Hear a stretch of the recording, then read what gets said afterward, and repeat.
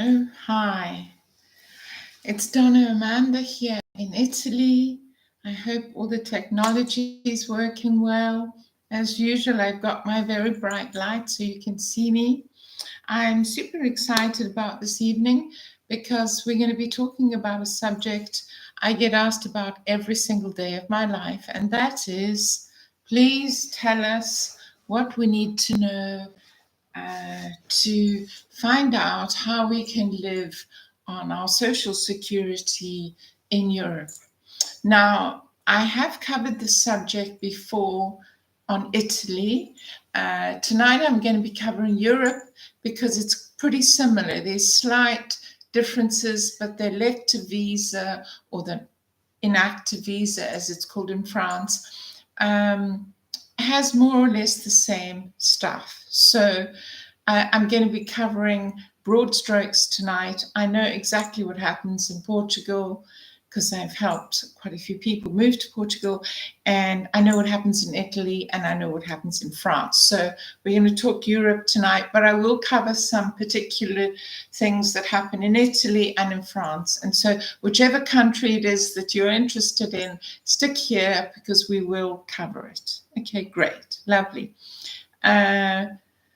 Before we start, just to say that I'm a few minutes early. We normally start at 9 on the dot, but we went out today into the Piemonte countryside to a wonderful vintage flea market that was enormous. The whole village, every street had these amazing stalls. I've never seen so many things that I wanted.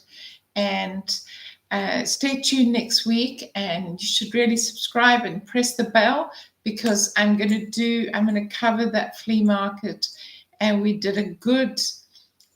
went up and down that flea market a lot, saw so much, and I don't think I've ever been so impressed by it. Was more than a flea market, it was an antiques market, but it just had everything that you could wish. And I found it very hard not to go to the cash machine and draw out some money and buy some things. But I did get some stuff. And as I say, I will be covering that. At the end of this video, I will show you 2 or 3 little gems that I got, and it'll be a taster for next week's video for the flea market. So let's get to our subject tonight. What is our subject? Our subject is living on your social security or your pension payments or your nest egg, whichever way you want to put it, in Europe. Is it possible? It's entirely possible. And I think many people are surprised when I tell them this. Let me see if I can actually be further away so that you can see me, not so close up. I don't need to be so close up. Is that better? Yeah. So anyway, it's a subject that I get asked at least 4 times a day from various clients, from people who find me via other people who refer them to me. And this question always comes up. It comes up a lot. And I can see why, because a lot of people are, the world's changed quite a lot. It started changing really after September the 11th. And then we went through various market rumbles, financial markets, and then we had COVID, and it made a lot of people really reconsider, I've been dreaming of doing this trip to Europe for so many years, and I really want to do it, and now I can't go anywhere. We got locked down. We were told we weren't allowed to travel anywhere, and nothing makes people want to travel more than being told they can't travel. And that's exactly what happened. I was one of them. I was locked down here in Italy. I came back from Portugal, and I got locked down in Italy for nearly 3 years. We couldn't really go anywhere or do anything, and certainly couldn't travel abroad. Okay, so people have been just asking this question a lot, and most people assume that you have to be quite wealthy to retire in Europe. You don't. It's quite particular what you need. I'm not suggesting that there isn't a golden visa. There is, and if you're extremely wealthy, you can buy You can buy your way into a golden visa. You can buy property. You can buy investment property, or you can invest a certain amount in a company, and all of those details. That's not what I'm covering tonight. Those people are well served. They usually have immigration attorneys, and they usually have their own team of attorneys, so they don't need my help. I'm talking about the average person who's either a teacher, somebody who worked as a civil servant and has worked for a good part of their life and is now in their late 60s and 70s and has earned enough social security payments from wherever they're living. Could be America. America is much of the inquiries I get from the States, but it could be Australia, it could be UK, because UK is now out of the European Union. So people are asking, could I legitimately live on the income? And the answer is yes. And I will just read to you, if you just put into Google, look, all this information is available on the internet. People don't always trust what they read, obviously, but this you can absolutely trust. So I'm just going to give you the bare bones of it, but you can actually research this and find this out yourself. There are lots of Facebook groups covering this. There's a lot of bickering and fighting on those Facebook groups because there's always nasty people who say, oh, why are you trying to move to Italy? People write, it's always been my dream to move to Italy or France or Portugal. I want to buy a house. I want to do this. And the first thing, somebody jumps in and says, you can't, unless you have EU citizenship, you can't get a job. And so they just, bamboozle them by raining on their parade. But let me tell you the actual facts. Anyway, so in order to retire to Italy, let's just cover Italy. France is very similar. And Portugal is not much different. A foreign citizen must comply with a few requirements. Among these, the foreign citizen must be retired, in other words, not working anymore, and or have a minimum annual income of 31,000. That is what is referred to as a passive income. And this passive income confuses people. They don't know, what is this passive income? It means that you're not working and you're not able to work in Italy or France or anywhere in Europe if you come on this elective visa. If you're for married couples seeking to retire in Italy, so that's for a couple. The minimum amount necessary for the couple is 38, so they don't add much on for the couple. It's just 7,000 more. What else do you need? Well, we can go in the nuts and bolts, but you can find this out yourself. You can go and put this into Google and it'll come up. But basically, you need a clean criminal record, and that needs to be, certified. You need to get that where you are living. You cannot apply here, so you can't come on holiday to France or to Italy or to Portugal or to Spain and have a holiday and then say, oh, I love this. I'm going to look around, see if I can buy a house and see if I can stay. You can buy a house. Nothing stops you purchasing a property.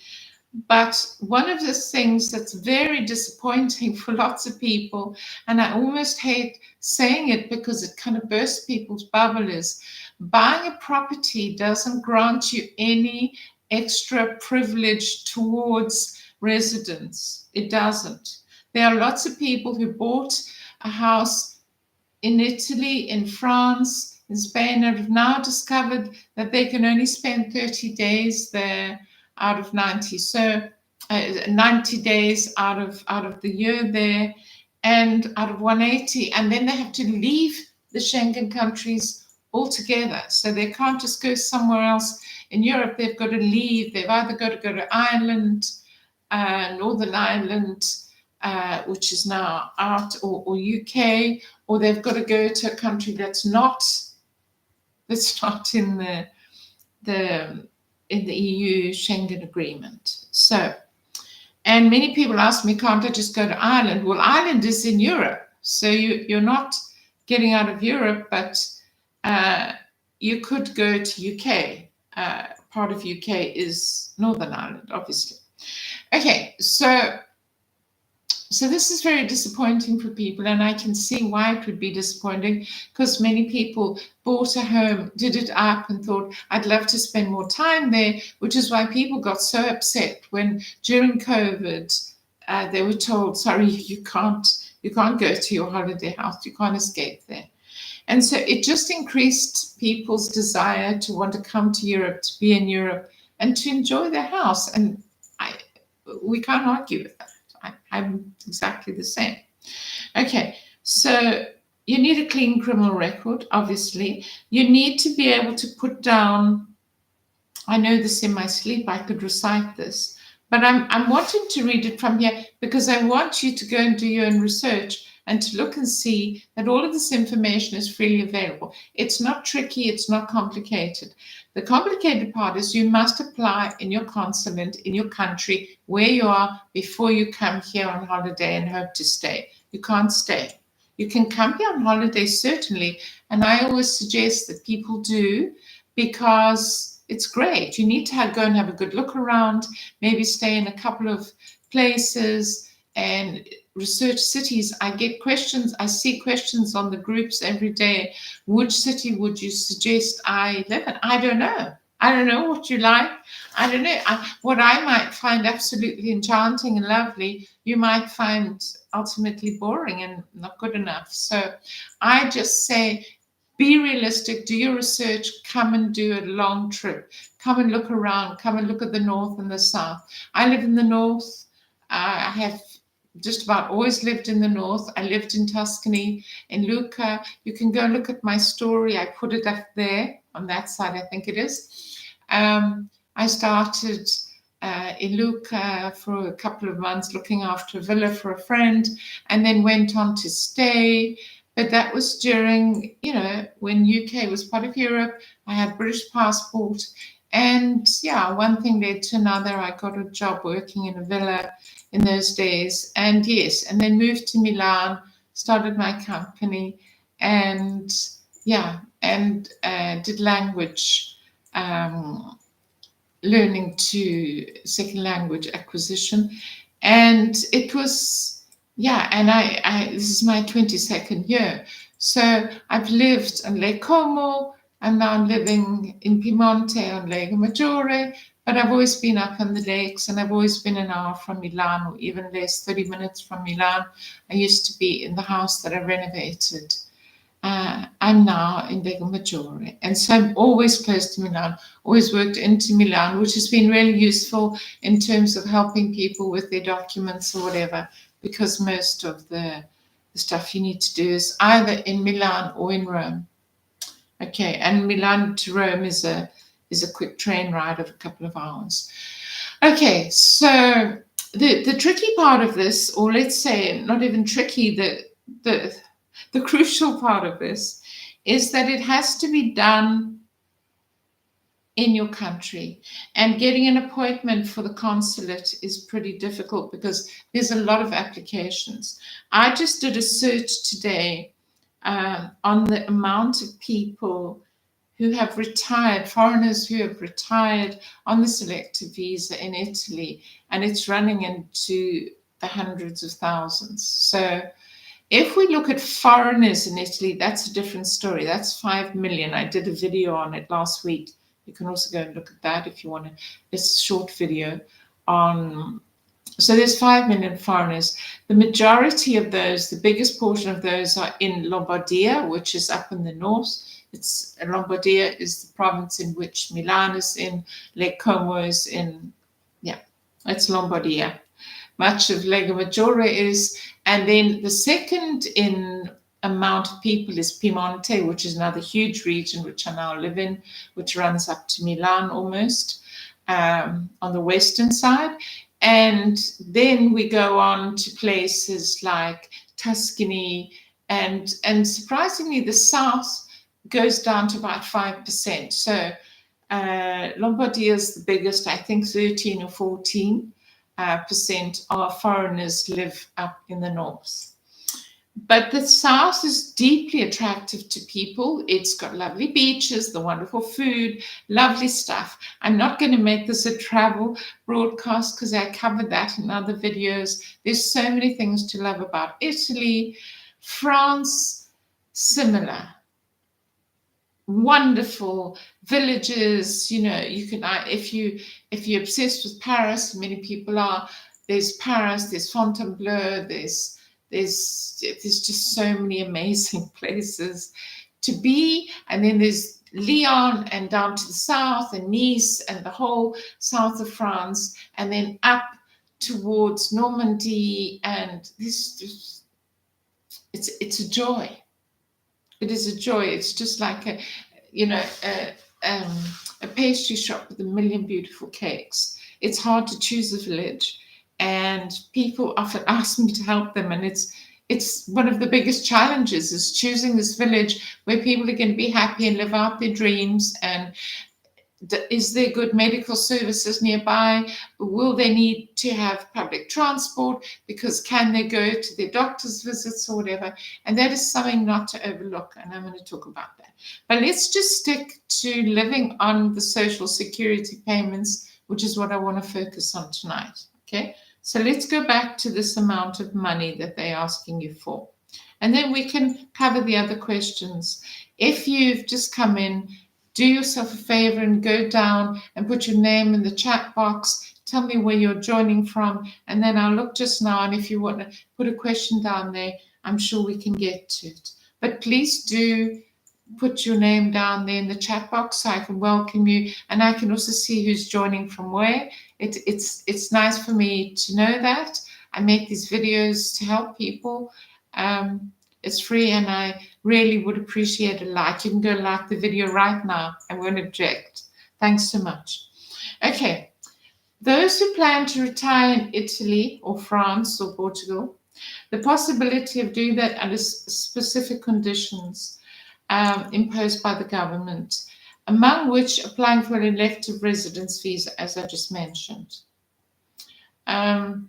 So basically, you need to have 38,000 as a couple. This is not an enormous amount of money, as I just mentioned. 31,000 if you're a single person coming. You could be a widow, you could be a widower, but you're alone. And then the couple's 38. And for each child, the sum would increase by 20% extra on top of that. So if you're coming with 2 children, I imagine you need about, let's talk about 45, maybe a bit more. That's the income you need to have coming in to live on annually, okay? People ask me often, could I live on $4,000 US? That's my social security and the other passive investments that I have that would come in. Yeah, you could easily live on €4,000 in Italy. And in France, I just spent a couple of weeks in France talking to people about exactly this issue, about costs and how things have gone up and how things are. And I found France actually more affordable than Italy, but I'm in the north. I know some people are going to write and say the south is much cheaper.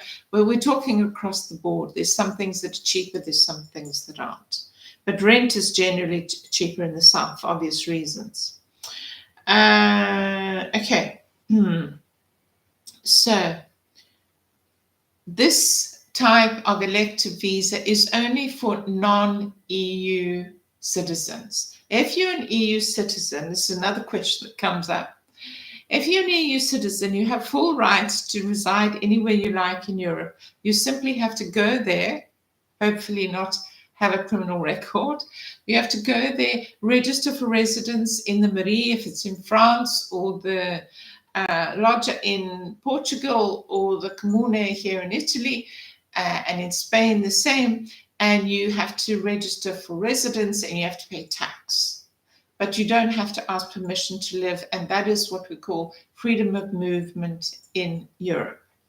However, if you are not a European Union citizen, then you do need a visa. You either need an elective visa because you have enough passive income that you could live on your social security or whatever passive investments you have. You could have property that rolls over into passive investments.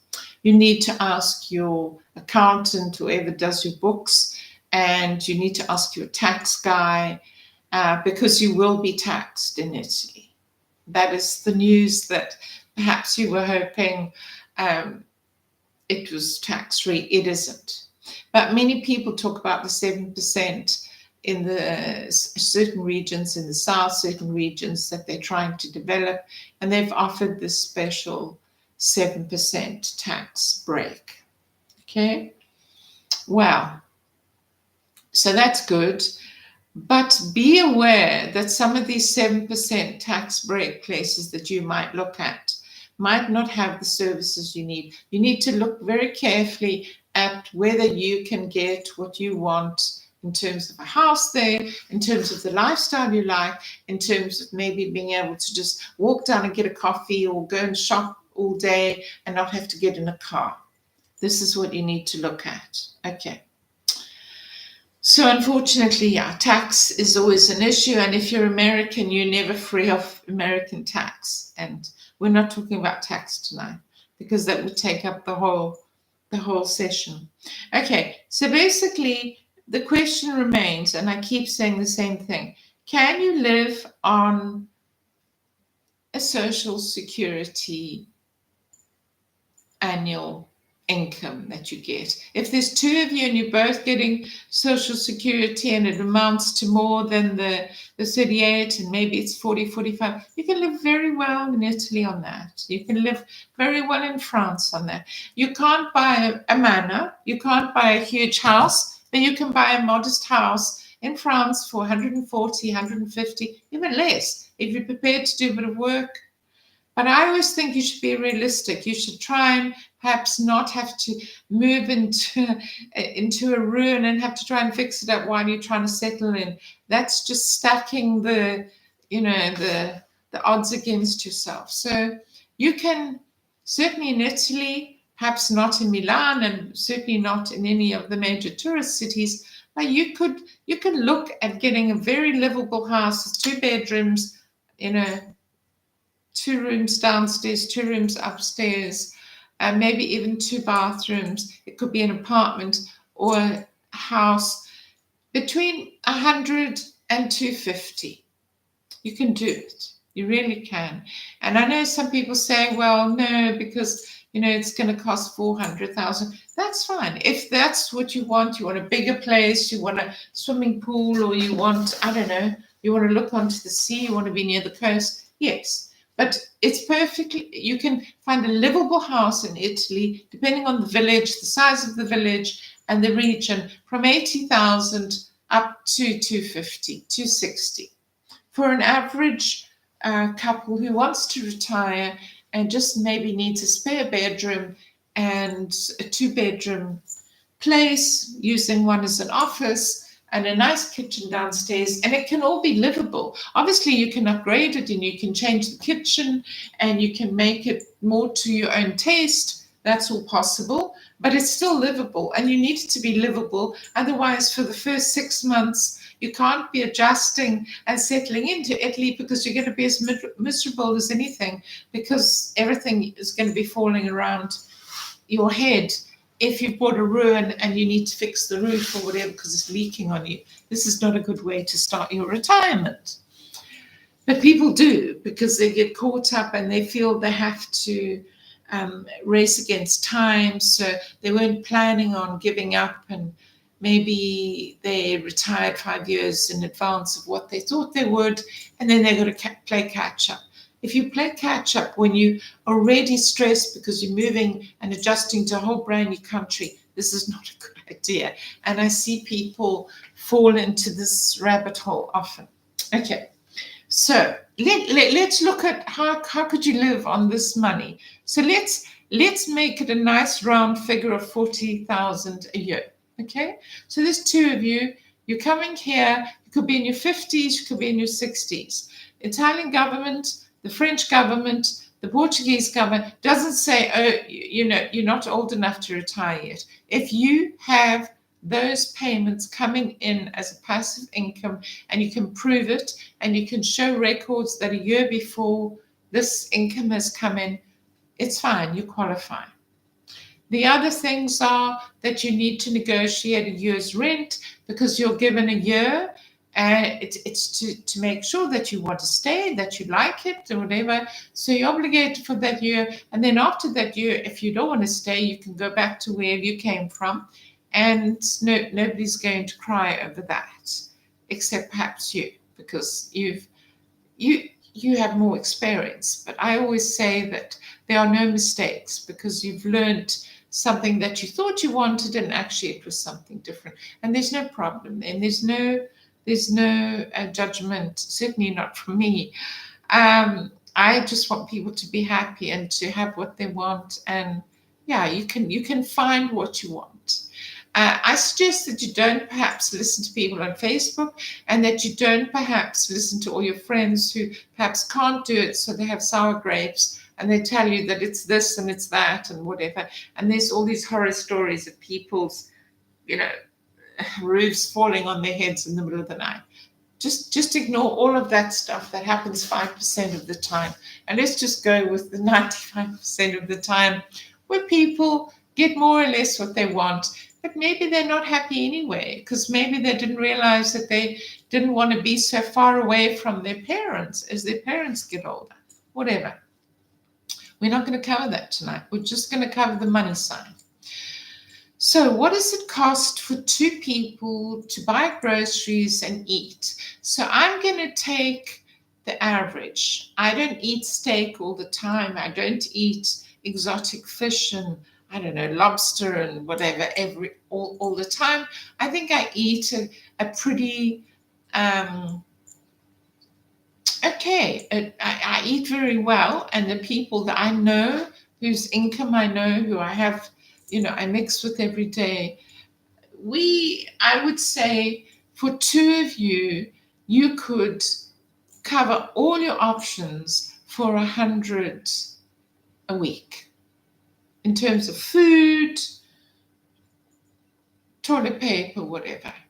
If I'm very careful, I could come out on 60, and some people do. So let's say that you want a few luxuries because that's what you came to Italy after all. You want to go to the market and buy all those beautiful fruit and veg that you've seen that you can't get in the States, or it doesn't taste the same in the States. So you want to splash out a bit, you want to eat a bit. So we could perhaps stretch that budget to, I don't know, if you're going to eat out once or twice, 150 a week. And so that'll give you an idea of what it's going to cost you a month for your food. I'm being modest here because we're talking to the average person. We're not talking to people who are eating out every night and, splashing their cash around. For that, you can have some wine in the house, some good wine. Italy has very good wine. France has exceptional wines. Portugal has amazing wines and very cheap food. So Spain the same. So those are the countries I'm talking about. There are other countries, Belgium and whatever. We're not talking about those because these are not areas that I have great experience in. If you find that those countries suit you and somebody else can advise you on that, I'm just covering those because I know them well and I know how people have adapted to living there. Okay. So that's the food side. What else would you have to cover?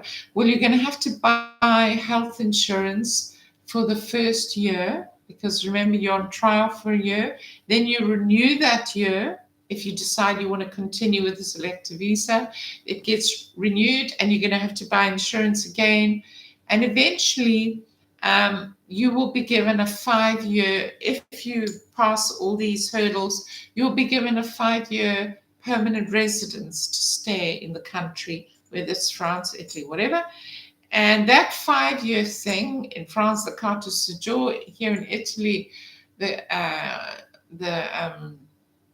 permesso di soggiorno. So these permessos are particular to the elective visa because there are other people in Italy who are not coming on the elective visa, and they would they would get a permesso di soggiorno also, but they're not coming on your terms. Your terms are you can't work in any way, in any shape, in any form. People have said to me, how would anybody know if I'm working online? Well, I'm just telling you that if it is revealed that you're working, your visa will be cancelled immediately. And I don't think you want to be responsible for telling your family that they've been deported from the country. So don't do it. I guess if you're investing in your portfolio, and yeah, I guess that's okay. But working, no. Most of these countries, certainly Italy and certainly Portugal and Spain, have a problem with unemployment. So they do not want people coming here in their 50s and 60s or even in their 70s and 80s and taking any work from anybody. You could be highly skilled. You could be I don't know, a brain surgeon. You could be a data specialist. You could be a million things. You could be a helicopter architect. They don't want you to come here because they have their own citizens to provide work for, and there's not enough work. And there's a declining birth rate. So that makes it even harder, because who's going to pay who's going to pay for the pensions of the Italians and the French and the Spanish and Portuguese that are retiring in the next 10 years? Who's going to pay that if the birth rate is declining and less and less people are paying into the tax system? So you're going to have to get health insurance for a year. It's nothing like it would be in the States. So don't worry about that. Again, it's quite affordable. And I would say, I don't want to quote figures because you could have some kind of condition that they would demand more of. But let's take a ballpark figure of, for each person, it's going to be 2 to 3,500 for the year. It's very reasonable, and that will cover you. Of course, if you are in one of these countries, Italy, France, and you have an accident when you're just visiting here on holiday, or you've just arrived and you will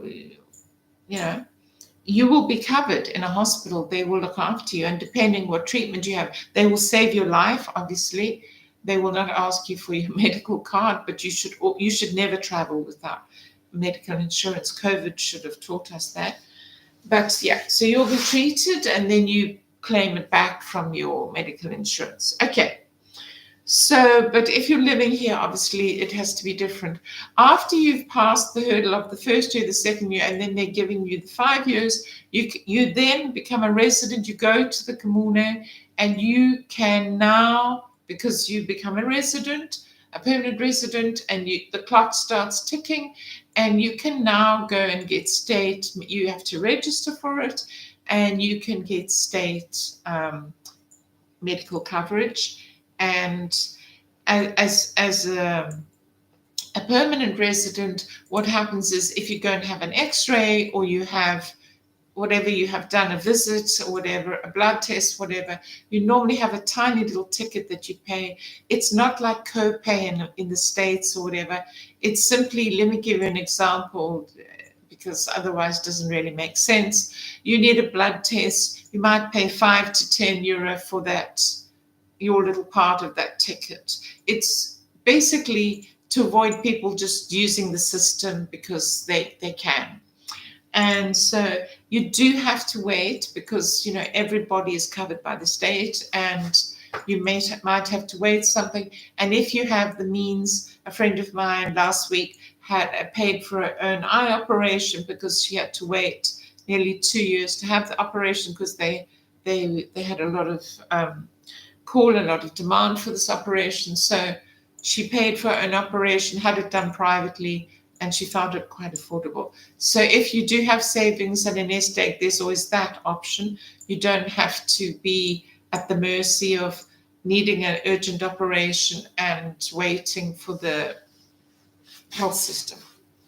Okay, so I think we've covered the nuts and bolts of the health system. There are other videos that I'll put a list up there a playlist of all the videos that perhaps you should just run through and watch. I made them for you, so you might as well watch them, of how the house card works, how dual citizenship works, because eventually if you stayed that 5 years and then you went on to be here for 10 years and you don't commit a major crime and you don't do anything to anger the government, you would, after 10 years, be eligible to become naturalized, to become a citizen, and to hold the passport of the country that you love and adore and came here to be in. So you could land up with a French passport or an Italian passport, Spanish passport, or Portuguese, whatever country you decided to be in. I'm covering all the options tonight with Europe, because usually we talk about Italy and France mostly. Okay, which are the two that I spend the most time in. But I have actually lived in Portugal and I've helped many people move to Spain. So there we go. So what have we covered? So your food, your health insurance. Another thing that you pay is your refuse tax. This is a very small thing. People love to talk about this because they think it's comparable to council tax in England. For one person in an apartment, I think I pay, let's say, €60 a year. It's really not a lot of money. If you're a family of 4, you'd pay more than that. You'd pay 4 times that. So, but it's really nothing to worry about. What about utilities? Another thing I get asked all the time. Electricity is quite expensive in Italy. We went through that terrible period when the Russians were blowing up pipelines and stuff, where suddenly the gas price of natural gas, which is what most people use in this country to heat their homes and to cook on and to heat their water, it exploded. But well, I'll give you mine. And as a couple of two of us, when I was living together with my husband, 2 of us, I would say in the winter when we're using the radiators and perhaps having longer hot baths and longer hot showers and perhaps cooking more hot food, it would be maximum $250 if we didn't scrimp and we had the heating up high a month. So, I mean, that could be a lot, but, you know, that would go right down to maybe 100 in summer, 110 in summer. I'm being modest here. Okay. There are people who have their air conditioner running 24 hours a day, and those are different kind of people, and the electricity bill will be off the charts. It's expensive. But if you're modest and you're careful, none of these scare stories are actually worth worrying about. So I would say that. So we've covered the utilities. So you have gas, electricity, and water. If you wrap that all together, I think you could get away with $250. Let's say $300 on the outside if you're very extravagant and you've got a huge house. Okay. So that. What else do we have to think about? A car. Now, a car is an expensive commodity. I decided a few years ago that I had better things to spend my money on than a car in Italy, mostly because the public transport where I am is absolutely brilliant. Today I went to meet a friend an hour away. The train was fast and clean and super. Got off there, met them, and then came back, and the whole thing cost me €8. It's super reasonable. The trains are generally very clean. Obviously, there's some areas in the back of Beyond where the train is slow and terrible. It's not a perfect system, but I can tell you, having used the English system for many years, it's a lot better than it is in UK. And you can literally take a train from Milan to Rome or from Milan to Florence for $50. Okay? And that could be first class if you book ahead.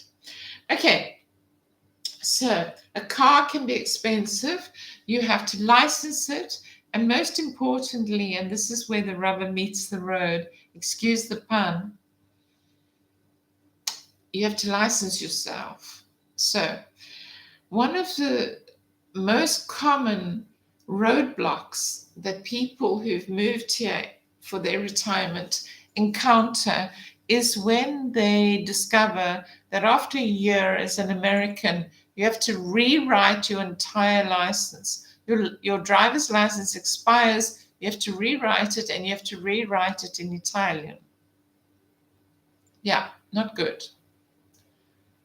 So if you were, you got that lovely house on the hill and you were planning to go and visit your friends and see your friends and and drive to the hospital for your visits or whatever, and suddenly you don't have a license anymore, your Italian isn't up to snuff, so you can't write the exam, and there just isn't decent public transport. Maybe there's a bus once a day or twice a day, I don't know, whatever the situation is.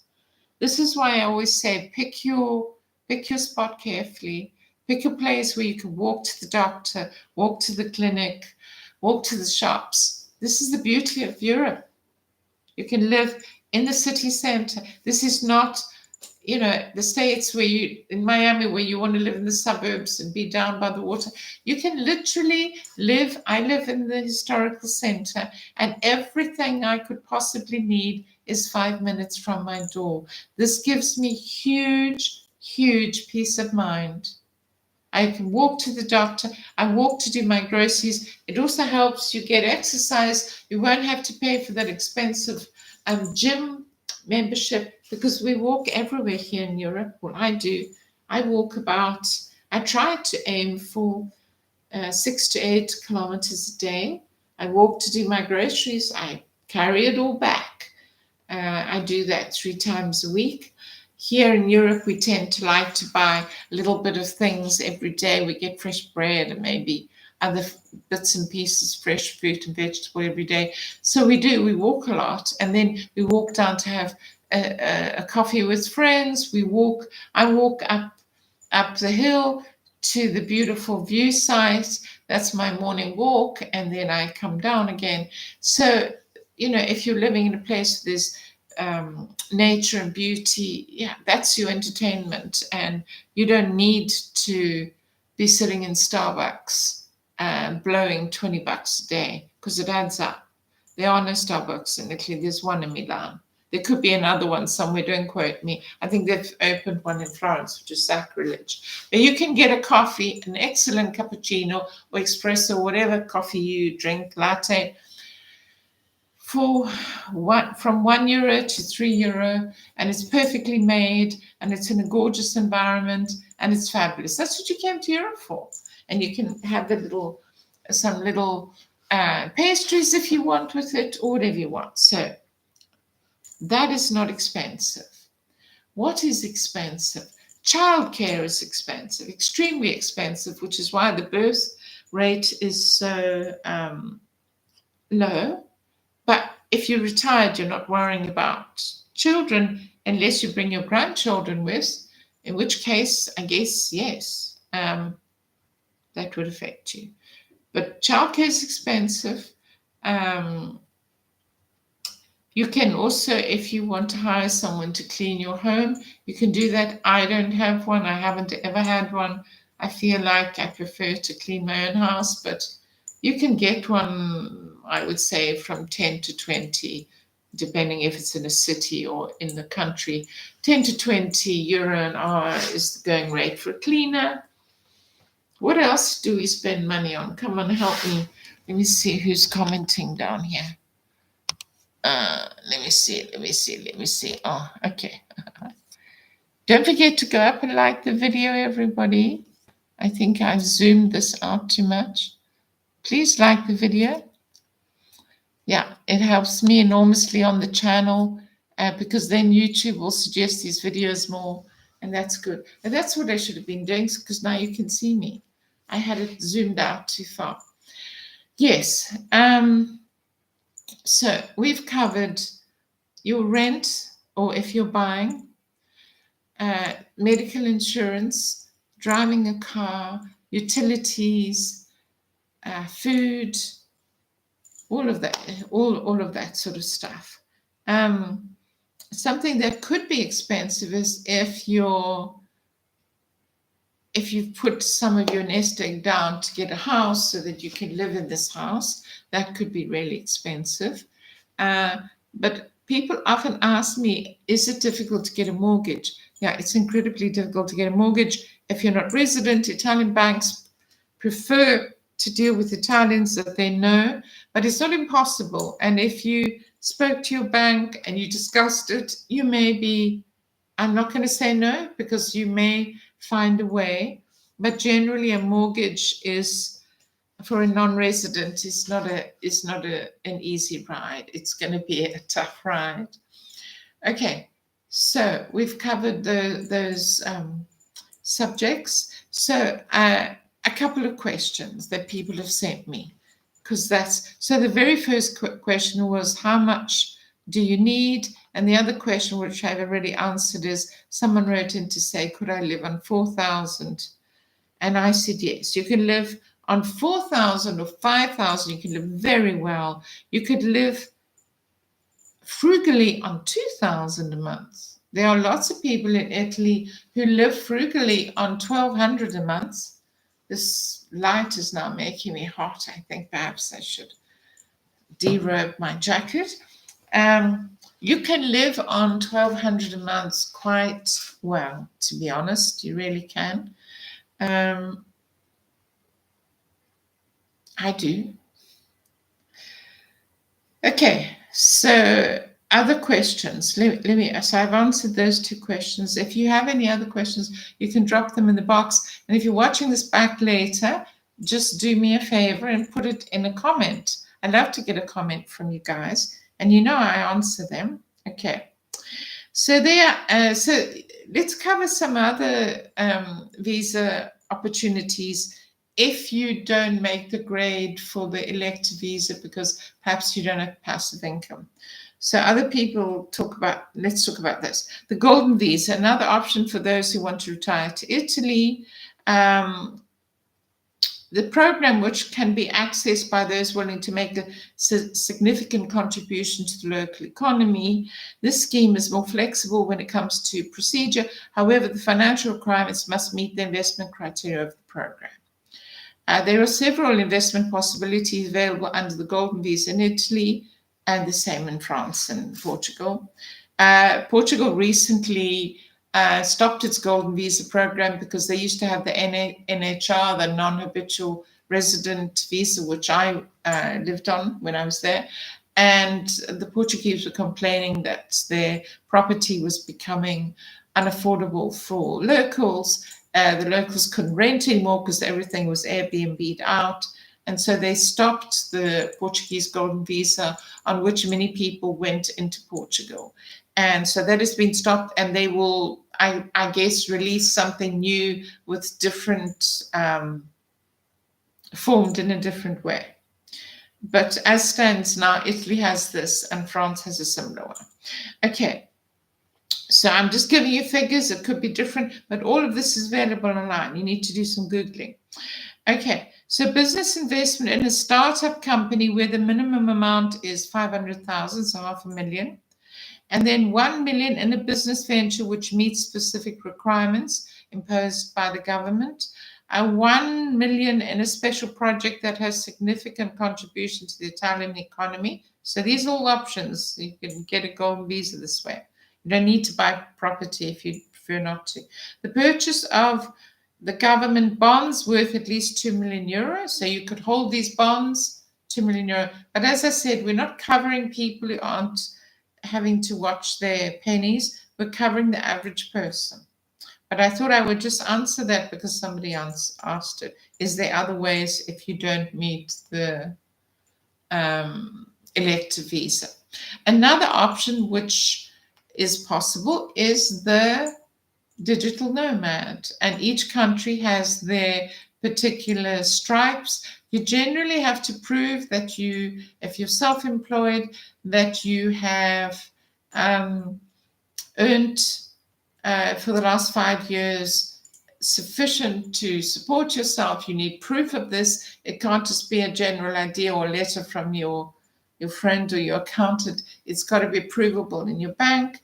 And ideally, you should be qualified in some technical area. These are just the requirements that I know. I don't know how they measure it. It's not my rule. I'm just telling you. And you would need to be employed by an Italian technology company, and they would have to prove that they can't find a European person to do that job. So it ain't easy. But there are people who are now managing to come on in a digital nomad visa, and you need to have all your dots and crosses and I's crossed and ticked and whatever. You need proof that you can earn enough money to look after yourself, so the government doesn't have to pick up the pieces. Okay? Yes, so other questions. Let me see some other. I'll scroll through these. Oh, what is the cost of getting these visas? So generally, the major cost is the documentation you need. So getting stuff apostille, getting stuff signed off. I mean, you need copies of every piece of paper that you own in your life, and you would take this all to the consulate where you live in the States or Australia or UK, and getting an appointment for the consulate, that would be your major headache and perhaps expense if you have to travel. I don't know, you could live 3 hours away from your local consulate, and you might have to hire a guy who helps you to do the signing off. You may need a translator to translate documents. So it's difficult for me to thumbsuck a figure, but when I did my application for Italian citizenship, all the translation of documents and signing off of certificates and apostilles or whatever came to about €2,000. It was a couple of years ago. I didn't pay any professional services. I did it all myself. But, each thing, this translation, that stamp, then you have all kinds of, government levies that are stamps that have to be paid for to put on each document. So the bolli, as they're called. So I think you could put €2,000 aside at least. For the region of Lombardy, here's some interesting facts. The cost to retire in Italy by renting an apartment, because Lombardy is, as I mentioned, the most populated, the most populous, and generally the most popular with Italians, because it's where the work is. It's the workhorse of Italy up in the north, and Lombardy is a very big province, got lots of cities and towns in it, and so I would say the majority of the workforce lives somewhere in Lombardia. And if you put together Piemonte and Lombardia, that's a big part of the workforce. Anyway, so these are requirements. For the region of Lombardy, the cost to retire in Italy by renting an apartment can be $660 to $950 per month. I would say that's on the cheap side, on the very cheap side. I would double this. Certainly if you're Milan. Look, Lombardy is a huge area. Let's talk about Milan and near Milan. To get a tiny apartment that one person or maybe two of you could squash into, it would be $1,200. And then anywhere within an hour of the center of Milan that had 3 bedrooms and some balconies and perhaps is a villa, you would be looking to rent about $3,000 a month. So, but this is just talking about Lombardy in general, not Milan. I'm just giving you some Milan figures because I don't want to mislead you. Okay, that's 50 square meters, which is pretty small. Located on the outskirts of cities. The outskirts, not close to the beginning of Milan. Okay, purchasing a property in the same region can have an average cost of $2,500 per square meter. We measure everything in square meters here, not square feet. And then the highest is Milan, which is about 6,000 a square meter. Yeah. So that's August 2024. So expect to pay about, I would say, 5,500 to 6,000 per square meter, anywhere within the golden area of Milan, which means you're inside the border of Milan. You're right on the periphery of the city, and you could maybe cycle to work or at least take a tram to work. Okay, you're going to pay heavily for it. But if you have the money and you have the job, why not? And you may love to live in Milan. It's a great city. I spent 20 years there. If you want to retire to Tuscany and rent an apartment, these are ballpark figures. I'm just giving you ballpark figures here. You'll have to pay approximately 500 to 650 per month for 2 rooms, 45 to 55 square meters. That's a tiny apartment. That's for one person. Maybe 2 of you squeezing in. I don't know your budget, but there's Tuscany and Tuscany. So this is why these figures don't make much sense, because in Lucca, that would be double that, maybe even 3 times that. And then you could maybe go up into the hills more, or into a place that's not so popular. But if you went to Pisa, where there's a university, or Visilia, where you're at the coast, you're going to be paying, I think, double this. So yeah.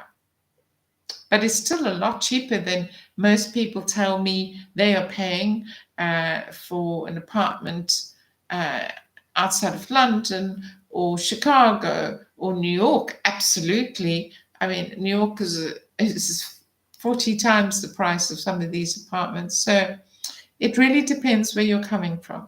But it's very affordable. I'm just covering Italy right now. I looked when I was in France recently, and I could have got, let's talk about Lyon, which is the 3rd city of France, which is in the gastronomy. It's famous for its gastronomy. And I looked at a 2-bedroom apartment, and that was about 550, 600. And in Paris, that would be 3 times that, if you can find it, because Paris is hugely in demand. It's like London. So how long is a piece of string? I don't know. But you can live here on your Social Security, which is what the title of this visa is, and what I want to answer the many questions that I get about this. I want to put this very clearly tonight, that you can live on your Social Security. I have a friend who lives in France on her Social Security from her teaching. I think she taught for 28 or 30 years, and she's retired, and she lives very comfortably in France renting an apartment. So if you had some money in a nest egg, you could buy a little property, and then you wouldn't have the rent, and then you could live on whatever else. So it's very doable, and it's certainly a lot cheaper than most places I hear about in the States, and also around UK, and also lots of other places, even Amsterdam and places like that. So yeah, it's doable. Right. Can I buy a property if I retire to Italy? You can buy a property, but owning a property as a foreigner does not impose restrictions, but it doesn't also confer residence without some other papers having to be sorted.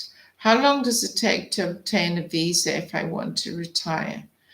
Okay, it's about 3 months and a maximum of 6 months. I have friends who just moved to France. It took them about, they were back and forth to UK trying to sort it all out.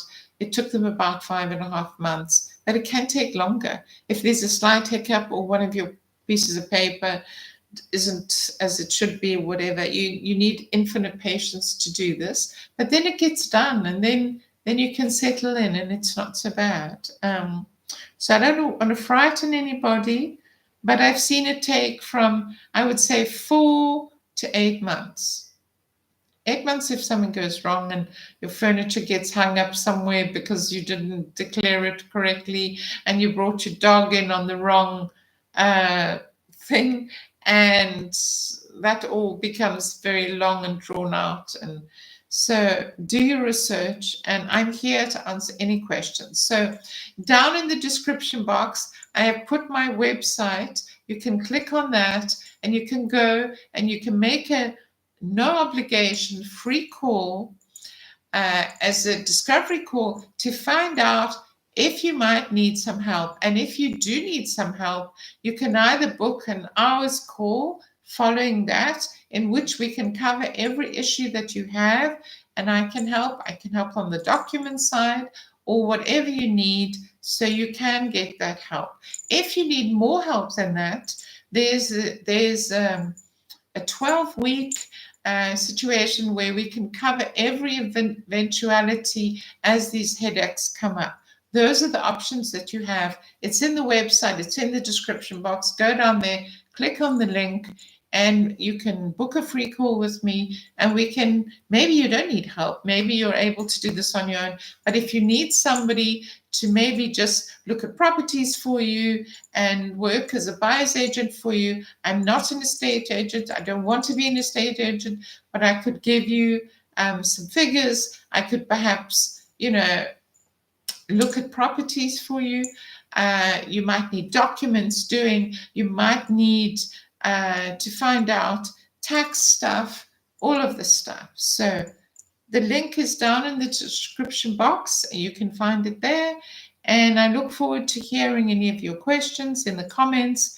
And as I say, if you want to book a call and you want to ask the questions in confidence and you don't feel like writing a comment, please do. Everything is treated in the utmost of stringent confidence, and your data doesn't get shared with anybody, your email doesn't get shared with anybody, so you can relax about that. So it's been lovely to chat to you again this evening. I'm feeling quite relaxed and a little bit tired after being under the sun today and walking around the flea market. It was really, really lovely. Oh gosh, I'm so lucky living in Italy. All these lovely old cities that I just love.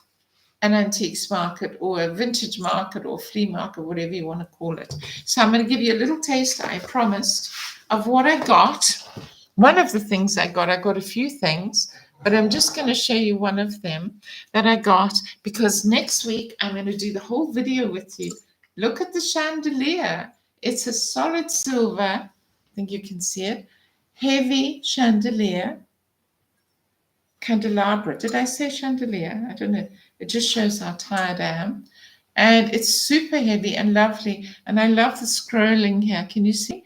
It's lovely. And this will be wonderful for our Christmas dinners or whatever, or just a lovely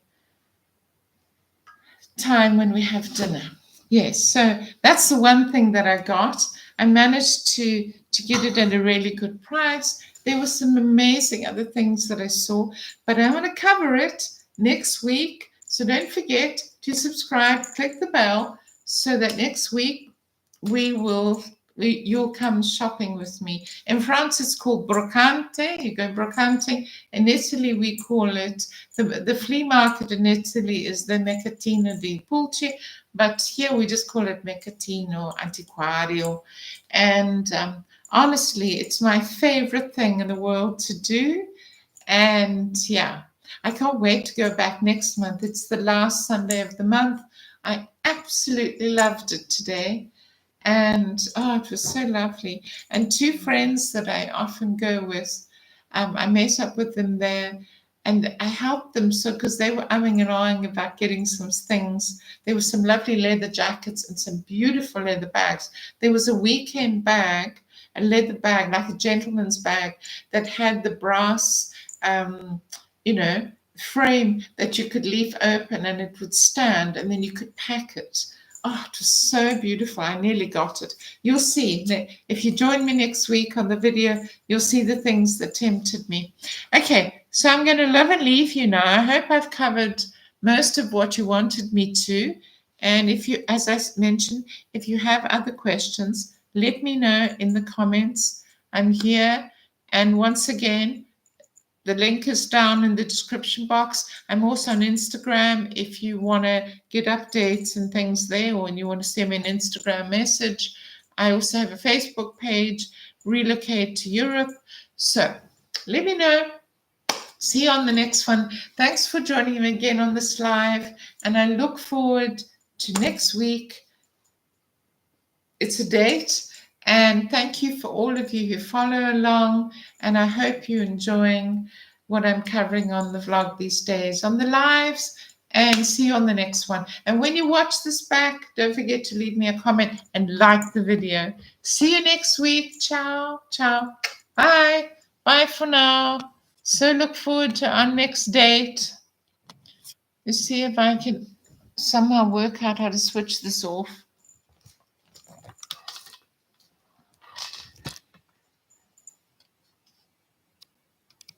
Bye. Bye.